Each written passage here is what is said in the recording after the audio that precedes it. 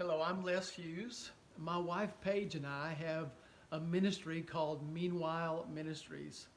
And part of what our goal is in Meanwhile Ministries is to help people find meaning in the meanwhile. That is, during those times in your life, which ends up being more often than we'd like, when we really are trying to see what God is up to and what His hand is doing, but we may not be able to see it, at least with our physical eyes. There are some ways that we can tap into Him to at least trust Him and maybe even see what's behind, what's unseen, kind of behind what we can see with our visible eyes. There's a verse in the book of Hebrews that's referring to Moses, and the writer is talking about Moses' faith, along with several more individuals in that chapter. And one of the traits that describes Moses from this writer is he says, he was the one who saw Him who was invisible, namely God.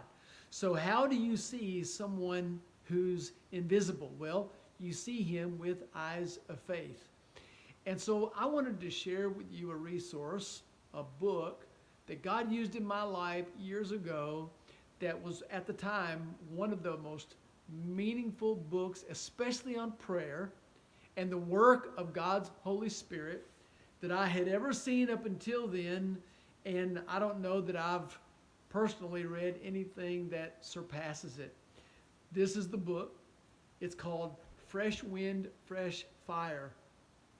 It seems, according to the date anyway, a little bit outdated, but I promise you the message is not outdated.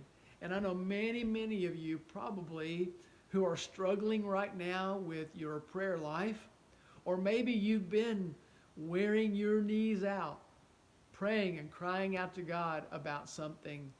Maybe you find yourself right now in one of those meanwhile seasons of life.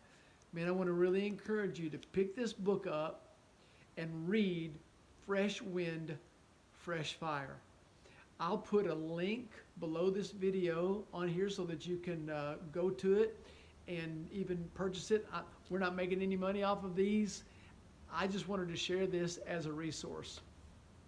There's also a video that you can get on YouTube, and you can watch not an excerpt of the book, but Jim Cymbala, who wrote the book and is pastor of Brooklyn Tabernacle in New York, he gave a talk where he basically tells the same message, and especially one particular story in here about their daughter, Christy, and how she was so far from God, but they prayed and they prayed and they prayed. And I won't spoil it for you, but if you've ever had a wayward child, or maybe you're wayward right now, maybe you're straying away from your home or from the Lord or from what you've known in the past, and you want to hear a fresh voice, especially the fresh voice of God's Spirit, I would encourage you to get Fresh Wind, Fresh Fire, and give it a read.